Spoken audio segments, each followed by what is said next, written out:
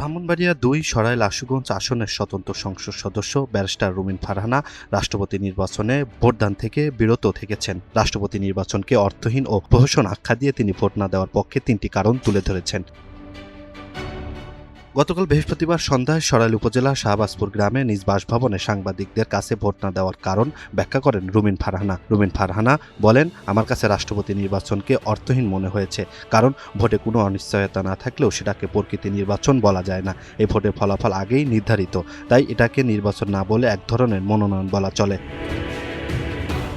Vote না দেওয়ার দ্বিতীয় কারণ হিসাবে রুমিন ফারহানা বলেন, একটি বড় গণ অভ্যুত্থানের পর জাতির অনেক স্বপ্ন আত্মত্যাগ জড়িয়েছিল। এমন পরিস্থিতিতে একজন অরাজনৈতিক ও সবার কাছে গ্রহণযোগ্য ব্যক্তিকে রাষ্ট্রপ্রধান হিসাবে বেছে নেওয়ার সুযোগ ছিল।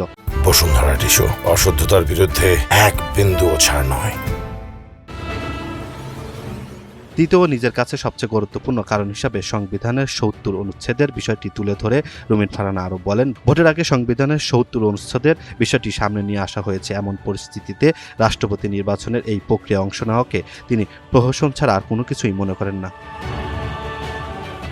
রাষ্ট্রপতি নির্বাচনে অংশ না নেওয়ার বিষয়ে রুমিন ফারহানা বলেন, যেসব নির্বাচনের ফলাফল আগে থেকে নির্ধারিত থাকে সেখানে ভোট দেওয়ার কোনো গণতান্ত্রিক যৌক্তিকতা আমি দেখি না।